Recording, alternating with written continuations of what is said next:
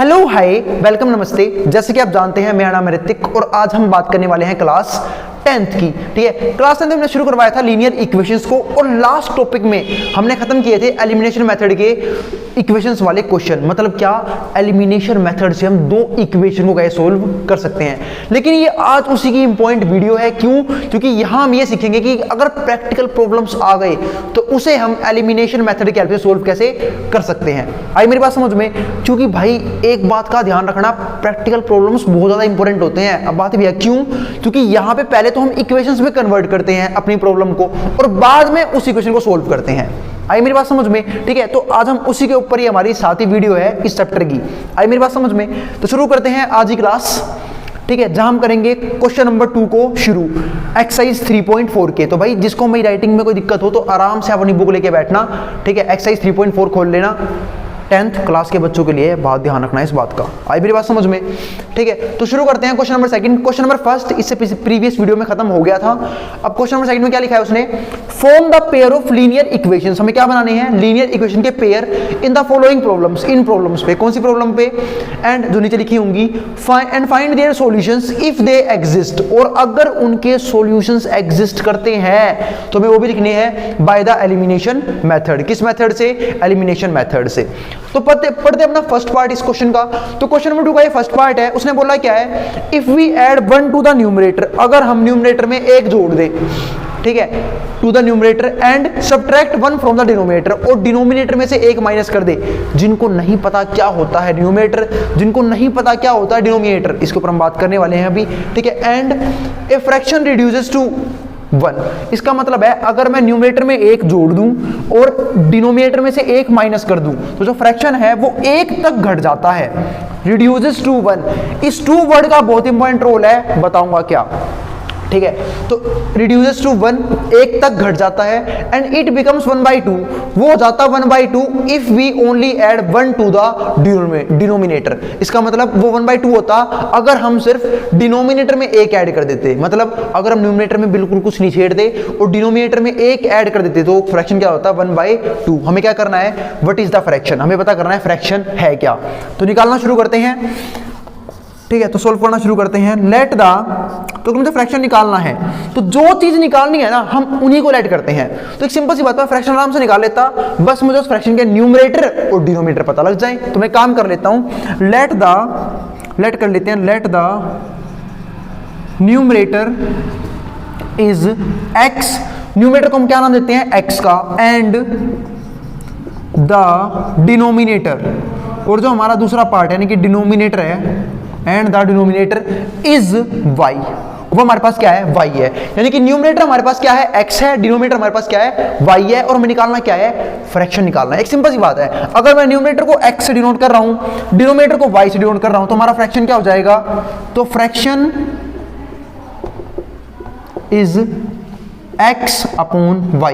क्योंकि फ्रैक्शन किससे बनता है? हम सब जानते हैं कि फ्रैक्शन का ऊपर वाला पार्ट जो होता है वो क्या होता है? न्यूमरेटर होता है, और जो नीचे वाला पार्ट होता है उसमें क्या बोलते हैं? डिनोमिनेटर बोलते हैं। तो बस न्यूमरेटर की जगह मैंने x को रख दिया, डिनोमिनेटर की जगह मैंने y को रख दिया। जैसे ही मेरे पास x और y आएगा मेरे पास फ्रैक्शन आ जाएंगे। अब हम हेल्प लेते हैं सवाल वाले की, यानी कि क्वेश्चन वाले की। तो अकॉर्डिंग टू सवाल वाला वो क्या बोल रहा है? उसने बोला है, ठीक है, if we add 1 to the numerator, मतलब अगर मैं न्यूमरेटर में 1 जोड़ दूं तो मैं 1 किस में जोड़ूंगा? x में या y में? तो बेटे x में। क्यों? क्योंकि न्यूमरेटर को बोलते हैं हम x। आई बात समझ में? न्यूमरेटर जो क्या है हमारे पास? x है। तो x में अगर मैं 1 जोड़ दूं, और उसने बोला क्या था फिर इससे आगे? ठीक है, and subtract 1 from the denominator, और डिनोमिनेटर में से 1 को माइनस कर दे। तो y में से 1 को माइनस कर दूंगा, तो y में से 1 माइनस हो गया। तो जो फ्रैक्शन है ना, वो फ्रैक्शन क्या हो जाएगा? वो फ्रैक्शन हो जाएगा हमारे पास रिड्यूसेस टू 1। उसने बोला है ए फ्रैक्शन रिड्यूसेस टू 1, वो फ्रैक्शन 1 तक घट जाएगा। तो जो फ्रैक्शन है उसकी वैल्यू क्या रह जाएगी? फिर सिर्फ 1 रह जाएगी, 1 तक घट जाएगा, मतलब 1 हो जाएगा। अब मैं समझा रहा था, कई पता करता क्या है वो, कई बार वो इस 2 की जगह बाय लिख देगा। आई मेरी बात समझ में, ठीक है। तो क्या लिखेगा, ए फ्रैक्शन रिड्यूसेस बाय 1। तो अगर एक फ्रैक्शन 1 से घट जाता है इसमें और 1 तक घट जाता है इसमें डिफरेंस होता है, ये समझाना चाह रहा था मैं इस 2 से। तो भाई एक एक बात इंपॉर्टेंट होती है सवाल की, ध्यान से पढ़ना, ठीक है। तो अगर ये बाय 1 लिखा होता तो पता क्या लिखता, x बाय y, ये तुम्हारा फ्रैक्शन इसमें से 1 घट गया, लेकिन मैंने क्या लिखा, उसने फिलहाल ही रखा है क्या 2 1 कि 1 तक घट गया, इसका मतलब 1 हो गया। आई मेरी बात समझ में। तो ये डिफरेंस होता है 2 और बाय में। अब इसको हम सॉल्व कर सकते हैं। अब मैं इसको वहां भेज सकता हूं मल्टीप्लाई में, तो यहां से x + 1 बराबर किसके आ जाएगा, इसको वहां भेज दो, यानी कि 1 के, और ये वहां जाए क्या हो जाएगा, 1 के मल्टीप्लाई में चला जाएगा, यानी कि 1 के मल्टीप्लाई में क्या आ गया, y - 1, यहाँ पे क्या है y - 1 और यहाँ पे क्या है x + 1, y यहाँ के माइनस का हो गया, यानी कि x - y, 1 वहां जाए क्या हो जाएगा माइनस का, तो -1 और ये वाला -1 क्या हो जाएगा -2। ये बन गई हमारे पास फर्स्ट स्टेटमेंट, यानी कि ये बन गई हमारी पहली इक्वेशन, जिसको हम सोल्व करेंगे और हमारा आंसर क्या होगा, चुटकी बजाते आ जाएगा। अभी नहीं सोल्व करेंगे क्योंकि कम से कम 2 इक्वेशन चाहिए ना सोल्व करने के लिए, तो फिलहाल एक ही आई है, दूसरी भी निकालते हैं। और उसने आगे क्या बोला है, उसने बोला है इससे आगे इट बिकम्स 1/2, अब वो 1/2 हो जाता इफ वी ओनली ऐड, अगर हम सिर्फ ऐड कर दे 1 टू द डिनोमिनेटर। इसका मतलब अब अगले पार्ट में हम इसको कुछ नहीं छेड़ेंगे, x को नहीं छेड़ेंगे, सिर्फ किसको छेड़ेंगे हम, डिनोमिनेटर को, यानी कि x हमारा यूं का यूं रहेगा, y में हमारा 1 ऐड हो जाएगा, तो y में 1 जोड़ दिया, ठीक है। तो फ्रैक्शन कितना हो गया, वो फ्रैक्शन हो गया 1/2, वो फ्रैक्शन हो गया 1/2। अब ये 2 यहाँ के मल्टीप्लाई, ये वहां जाके मल्टीप्लाई, तो 2 जब यहाँ के मल्टीप्लाई होगा तो क्या होगा, 2 गुना में x यानी कि 2x, और y + 1 को वहां भेज दूंगा तो क्या हो जाएगा, 1 से मल्टीप्लाई करनी है, और 1 से ना तो मल्टीप्लाई करने में फर्क पड़ता ना ही डिवाइड करने में फर्क पड़ता, तो ये हमारा y + 1 यूं का यूं रहेगा।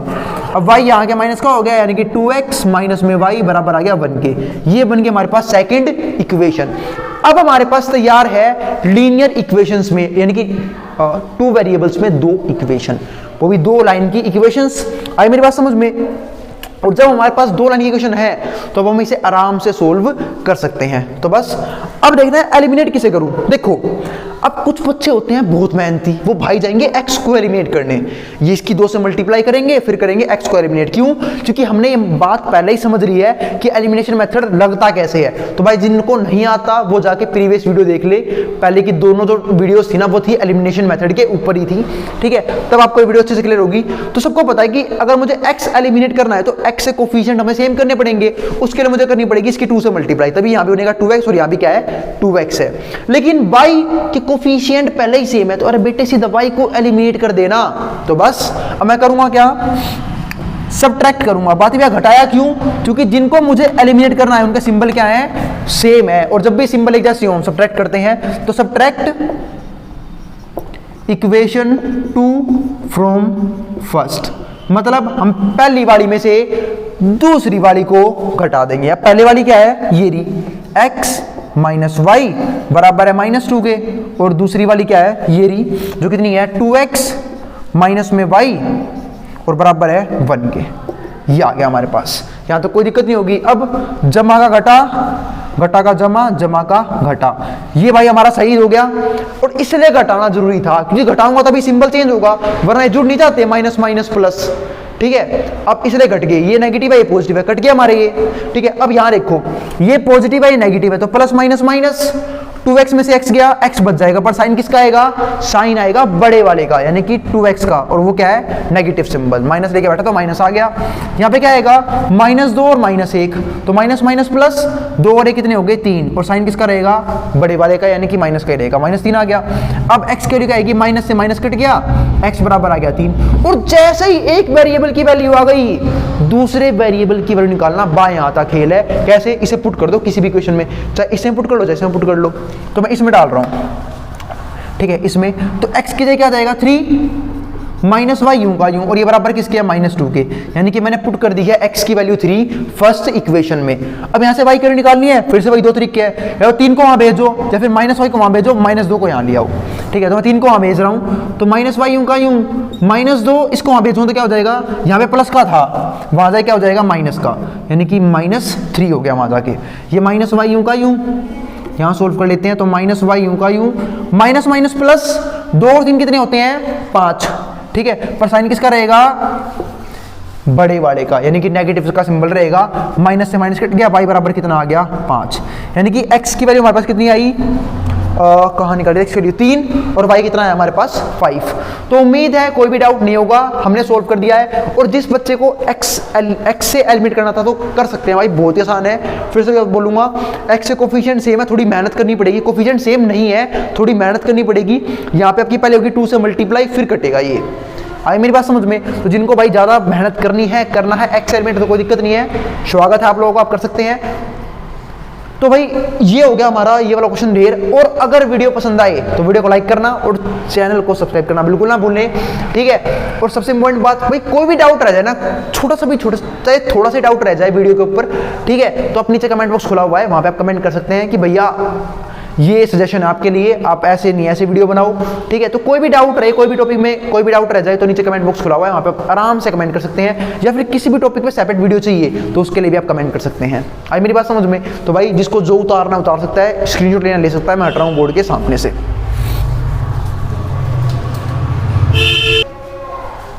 चलो फिर अब हम बात करते हैं सेकंड पार्ट का, और ये हमारा है सेकंड क्वेश्चन का सेकंड पार्ट।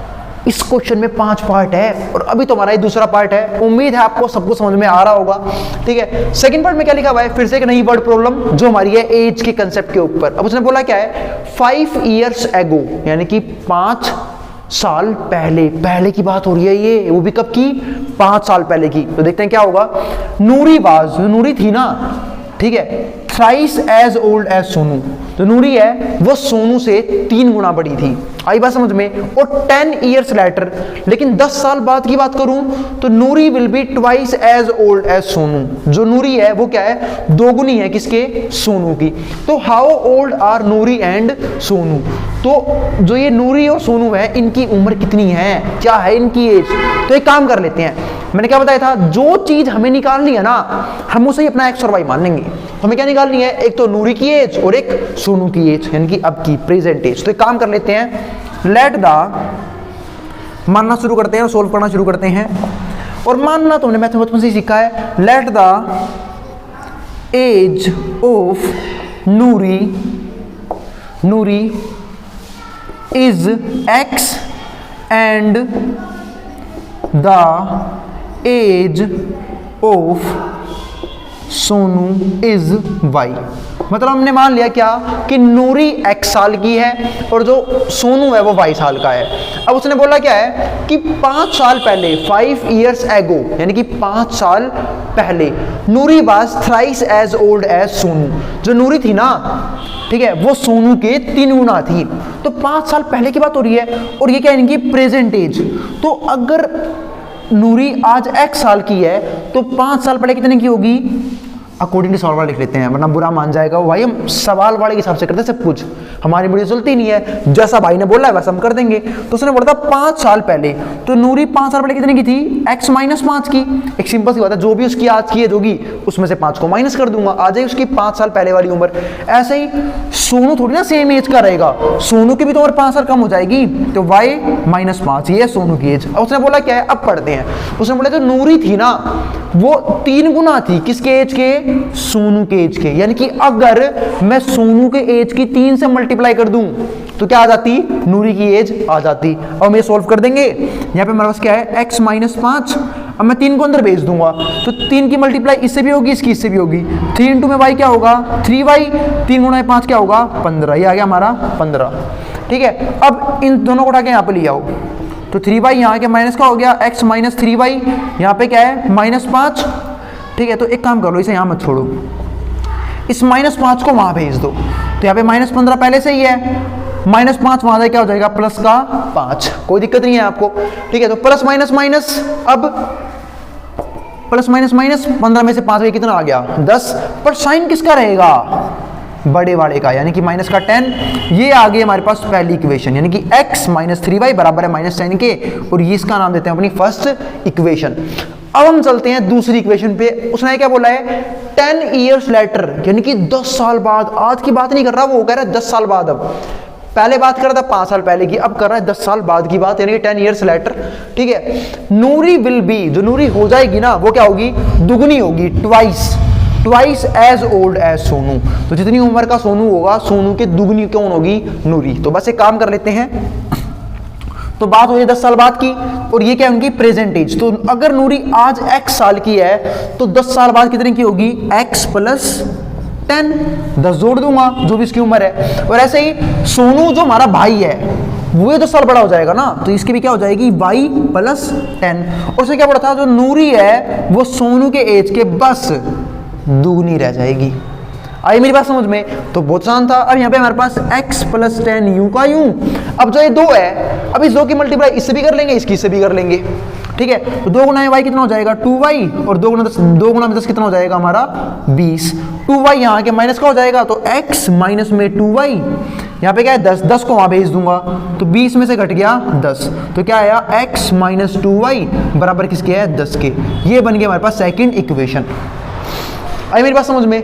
यहां बन गया हमारे पास 2 इक्वेशन, ये फर्स्ट ये सेकंड।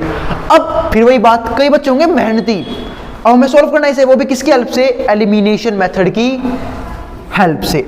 आई मेरी बात समझ में? अब कई होते हैं मेहनती बच्चे, भाई करेंगे हमारे y को एलिमिनेट। सोच रहे हो तुम, वो y को एलिमिनेट करना चाहते हैं, तो अगर y को एलिमिनेट करना है तो भाई के तो कोफिशिएंट सेम ही नहीं है। तो अगर मुझे कोफिशिएंट सेम करने हैं तो मैं जानता हूँ 3 और 2 सेम होंगे 6 पे, तो मैं इसकी करूंगा 2 से मल्टीप्लाई और इसकी करूंगा 3 से मल्टीप्लाई। तो भाई जो घना मेहनती है वो कर लेना y को एलिमिनेट। हम तो करेंगे x को एलिमिनेट। क्यों? क्योंकि x के कोफिशिएंट बिल्कुल सेम है, यहाँ भी x है और यहाँ भी x है, ठीक है। तो मैं करूंगा x को एलिमिनेट। अब एलिमिनेट तो जब करूंगा ना, जब मुझे पता होगा कि जोड़ना है घटाना है, तो सिंपल सी बात है, साइन क्या है? सेम है, और जब साइन सेम हो तो हम क्या करते हैं? हम घटाते हैं। तो बस सब्ट्रैक्ट इक्वेशन 2 फ्रॉम फर्स्ट। दूसरी वाली को पहली वाली में से माइनस कर देंगे।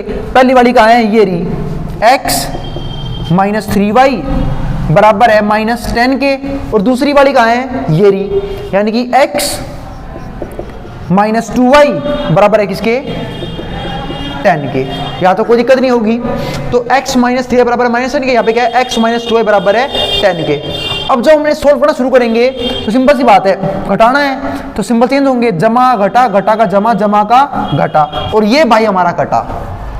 अब माइनस प्लस माइनस, 3y में से 2y है, कितना बच गया? y। पर साइन किसका रहेगा? बड़े वाले भाई साहब का, यानी कि माइनस का। तो माइनस का y आ गया।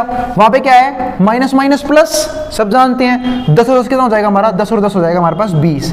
पर साइन किसका रहेगा? माइनस का ही रहेगा। माइनस से माइनस कट गया, y बराबर आ गया 20। यानी कि हमारे पास किसकी एज आ गई? सोनू भैया की। और अभी भी नूरी बहना की एज आनी बाकी है, उसकी भी निकाल लेंगे। y 20 आ गया है, इसे पुट कर दो किसी भी इक्वेशन में, ठीक है। तो मैं फर्स्ट में पुट कर रहा हूं, तो put value of y in equation first. तो मैं फर्स्ट में पुट कर रहा हूं, तो क्या आंसर आएगा देखते हैं। तो फर्स्ट में पुट करने के लिए y बराबर 20 को मैं यहां रख दूंगा, तो x माइनस 3, y से कितना आ गया हमारे पास? 20, और बराबर है माइनस 10 के। अब देखते हैं, x यूं का यूं, माइनस 3 गुणा है 20, तो मैं सब जानते हैं 3 2 क्या होता है? 6। ये वाला जीरो मेरे को यूं लगा दूंगा, यहाँ पे कितना है? माइनस 10। अब मैं इस 60 को उठा के वहां भेज दूंगा, तो x की वैल्यू क्या आएगी? Minus 10 plus 60। अब देखो, प्लस माइनस माइनस, 60 में से 10 घट रहे हैं तो कितना आएगा? 50। साइन किसका रहेगा? बढ़ेगा, यानी कि यूं भी 60 का जो प्लस का सिंबल है वही रहेगा। तो x की वैल्यू कितनी आ गई? 50। यानी कि हमारे पास एक तो नूरी की एज आ चुकी है 50, और सोनू की एज कितनी आई?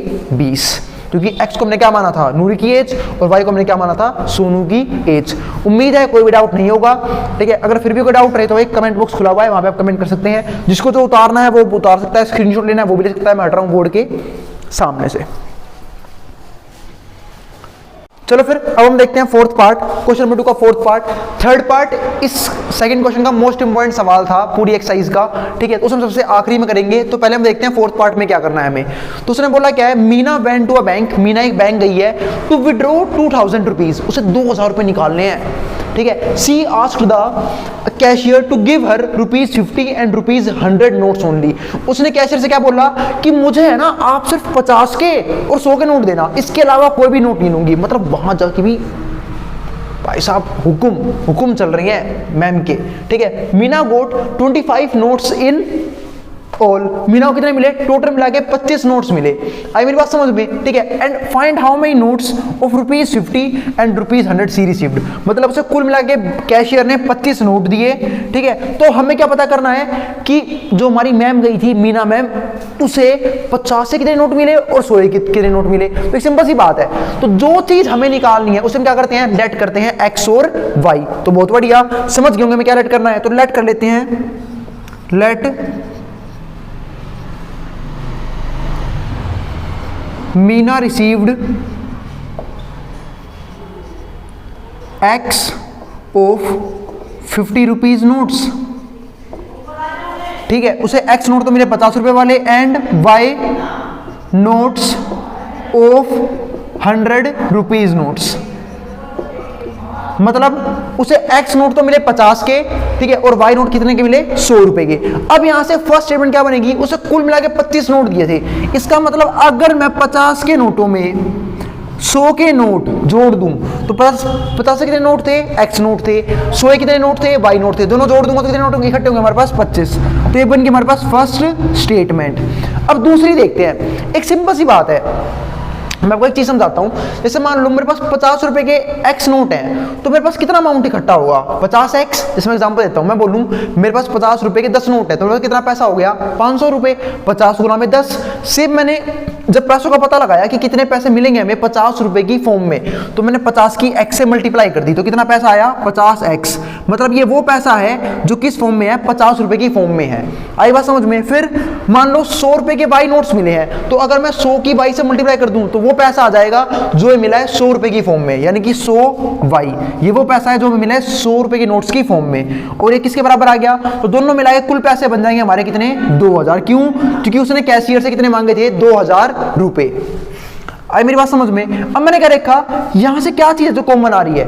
यहां से कॉमन आ रहा है हमारे पास 50। ठीक है, क्योंकि 50 से सब कट रहे हैं, तो मैंने 50 कॉमन ले लिया यहां से। तो यहाँ पे क्या रहेगा? सिर्फ x, क्योंकि इक्वेशन में बड़ी बड़ी वैल्यू है, फिर आप उसकी बीच से मल्टीप्लाई करते फिर रहे हो, आंसर तो आ जाएगा। पे काम करो, छोटा बना लो, इसे बन रहा है तो 50 कॉमन यहाँ पे क्या रहेगा? x।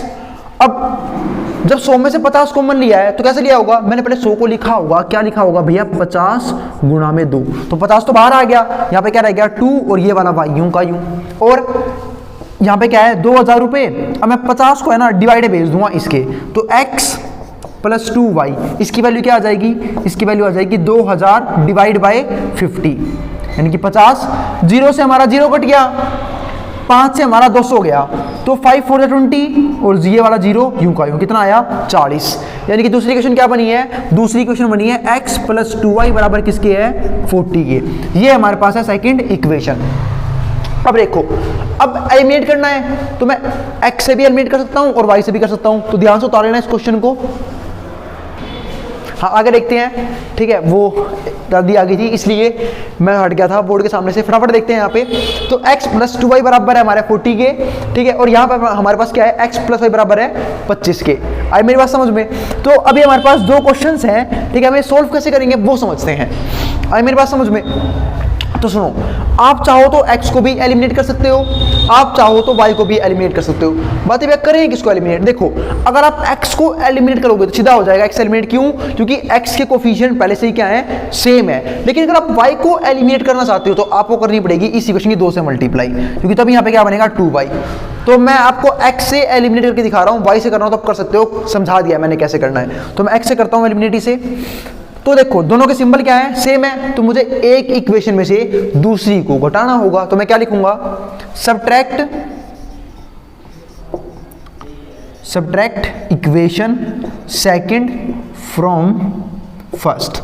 मतलब हम पहले वाली इक्वेशन में से, पहली वाली इक्वेशन कौन सी है? ये रही, x प्लस वाई किसके बराबर है? 25 के।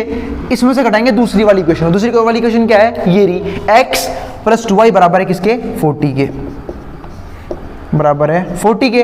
अब हम सब जानते हैं जब हम घटाते हैं तो क्या करते हैं? नीचे वाले के सिंबल चेंज, यानी कि जमा का घटा, जमा का घटा, जमा का घटा, और ये भाई घटा। आई मेरी बात समझ में? क्योंकि ये प्लस का था, माइनस का कट के खत्म हो गया।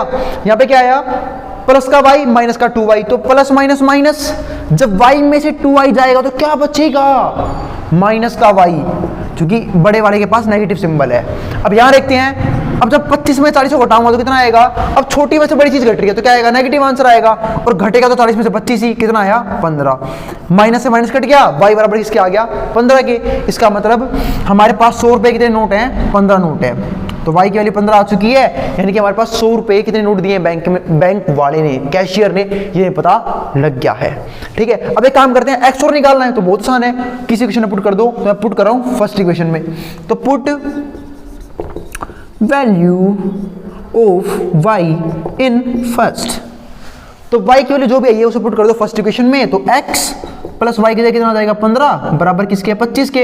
अब ये 15 x के प्लस में है, इसे वहां किसमें भेजूंगा मैं, माइनस में, तो 25 में से घट गया 15, कितना आएगा 10, यानी कि x की वैल्यू कितनी आ गई 10। इसका मतलब हमें कैशियर ने 50 के 10 नोट दिए थे और 100 के 15 नोट दिए थे। तो चलो एक बार चेक करें क्या हमारा आंसर 2000 रुपए पूरे हो रहे हैं नहीं हो रहे, देखते हैं। अगर मेरे पास 50 के 10 नोट आए तो कितने रुपए हो गए 500 रुपए, 50 गुणा में 10, और ऐसे मेरे पास 100 के आए 15 नोट तो कितने हो गए 1500 रुपए, देखा हो गए ना पूरे, आगे पैसा 2000 रुपए, यानी कि सही बात है, हमने अपना आंसर वेरीफाई भी कर लिया है, हमारा आंसर एग्जैक्ट बिल्कुल सही है, और 2 नोट मिला के 25 नोट ही पूरे हो रहे हैं। आई मेरी बात समझ में, तो उम्मीद है क्वेश्चन में कोई भी डाउट नहीं होगा। अब हम बढ़ते हैं अपने 5th पार्ट के पास, 3rd पार्ट सबसे आखिरी में करेंगे वीडियो की।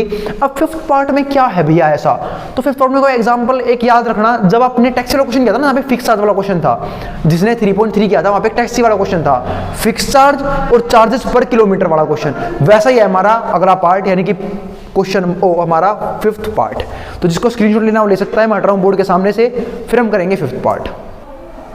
चलो अब हम देखते हैं इस वीडियो का आखिरी पार्ट, क्योंकि वीडियो काफी लेंथी हो चुकी है, आधा घंटा क्रॉस होने वाला है, तो जो हमारा 3rd पार्ट रह गया उसे हम नेक्स्ट पार्ट में देख लेंगे। उसका तो एक एग्जांपल भी है, मैं उसमें ही करवा दूंगा, ठीक है, वही 15-20 मिनट की वीडियो बन जाएगी। चलो पहले फिलहाल तो इस पार्ट को देखते हैं, क्वेश्चन नंबर 2 के 5th पार्ट को। उसने लिखा क्या है, a lending library has a fix charge, ठीक है। जिसने क्वेश्चन किया था ना टैक्सी वाला, सबको याद होगा 3.3 में प्रैक्टिकल प्रॉब्लम था टैक्सी के ऊपर, जहां पर टैक्सी वाला एक फिक्स चार्ज देता था और जितने किलोमीटर आप उसे लेके जाओगे ना उसके चार्जेस थे अलग से। ये सेम टू सेम वैसा ही क्वेश्चन है, ठीक है, बस फर्क इतना लाइब्रेरी आ गई है, एक लैंडिंग लाइब्रेरी। लैंडिंग लाइब्रेरी का मतलब क्या होता है, एक लाइब्रेरी जो बुक उधार पे देती है, उधार पर मतलब पैसे लेके, ठीक है। हैज अ फिक्स चार्ज, उसका एक फिक्स चार्ज है फॉर फर्स्ट 3 डेज, मतलब पहले 3 दिन का तो एक फिक्स चार्ज है, ठीक है, जिसमें कोई फेरबदल नहीं है, 3 दिनों का बिल्कुल एक एक्यूरेट चार्ज है वही लगेगा। And an additional charge for each day, और एक एडिशनल चार्ज है हर एक दिन का, उसके बाद हर 3 दिन के बाद। तो सरिता paid 27 rupaye for a book kept for 7 days. Sarita ने किताब 7 दिन रखी और कितने रुपए दिए, 27 रुपए दिए, ठीक है। और सूजी पेड 21 रुपए for a book she kept for 5 days. उसने दिए हैं, सूजी ने 21 रुपए, और उसने बुक कितनी रखी है, उसने बुक रखी है 5 दिनों के लिए। हमें निकालना क्या है, हमें निकालना है फाइंड द फिक्स चार्ज, हमें तो निकालना है फिक्स चार्ज क्या होगा, and the charge for each extra day, ठीक है, और उसके बाद हर एक एक्स्ट्रा दिन का कितना चार्ज होगा। तो एक काम करें, दोनों को लेट कर लेते हैं। तो लेट द, चूंकि एक सिंपल सी बात है ना, कोई एक बात समझा रखी है कि भाई जो चीज हमें निकालनी होगी ना हम उन्हें लेट करते हैं, तो लेट कर लेते हैं। Let the fixed charge is x, fix charge को हमने x मान लिया, एंड द चार्जेस पर किलोमीटर, ओ सॉरी वो टेक्स्ट वाला क्वेश्चन आ गया, चार्जेस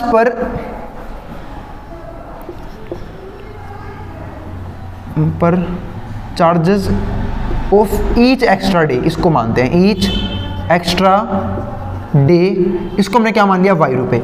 मतलब हर दिन के चार्ज होंगे ना जो एक्स्ट्रा दिन के होंगे, 3 दिन के बाद के जो चार्ज होंगे वो हर दिन का चार्ज होगा y रुपए, और वैसे हमने मान लिया फिक्स चार्ज x रुपए। तो एक सिंपल सी बात है, सरिता paid 27 rupaye for a book kept for 7 days.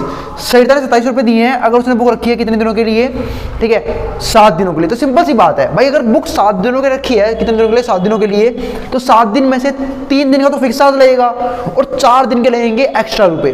तो भाई देखो 3 दिन का तो फिक्स चार्ज लग गया अकॉर्डिंग टू सवाल वाला x रुपए, और बाकी बचे 4 दिन, तो उन 4 दिनों में से हर दिन का किराया कितना है y रुपए, तो 4 दिन का कितना होगा 4y, यानी कि x प्लस 4y किसके बराबर आ गया 27 रुपए के।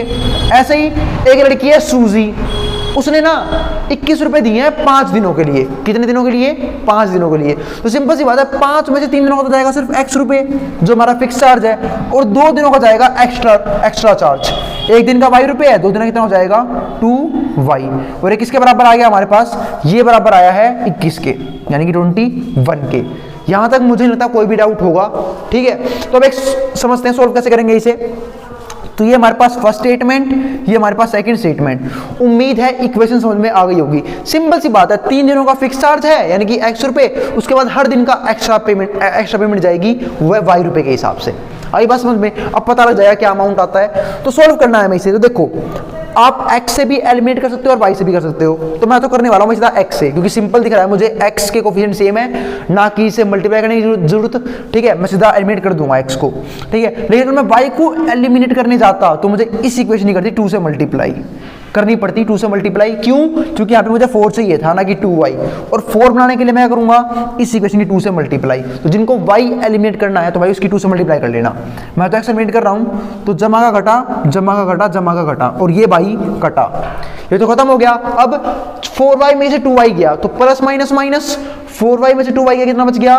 2y। यहां पे आ गया 2y, साइन रहेगा ऊपर वाले का ही। अब 27 में से 21 गए, कितना बच गया? 6। तो y की वैल्यू ऐसे क्या आएगी? ठीक है। और पता है ना घटाया क्यों है? क्योंकि जिनको मैं एलिमिनेट करने वाला हूं उनके सिंबल क्या है? सेम है, तो घटाना ही पड़ेगा, वरना कटेंगे नहीं ये, ठीक है। तो y की वैल्यू ऐसे क्या आएगी? 2 है, मल्टीप्लाई में डिवाइड में जाएगा, यानी कि 6/2, ये कितना आ गया? 3 रुपए। इसका मतलब हर एक्स्ट्रा दिन का 3 रुपए है, हर एक्स्ट्रा दिन का जो हमने बुक रखी है उसके 3 रुपए चार्जेस हैं, ठीक है। अब y आ गया, अब निकालते हैं फिक्स चार्ज। तो y को पुट कर दूंगा किसी भी इक्वेशन में, तो मैं पुट कर रहा हूं इसे फर्स्ट इक्वेशन में। तो put value of y in equation first put कर लो y की वैल्यू को। तो फर्स्ट में पुट कर रहा हूं, तो x u का u 4, y की जगह कितना जाएगा? y की जगह जाएगा 3, तो y की जगह कितना आ गया? 3, और बराबर किसके है? ये बराबर है 27 के।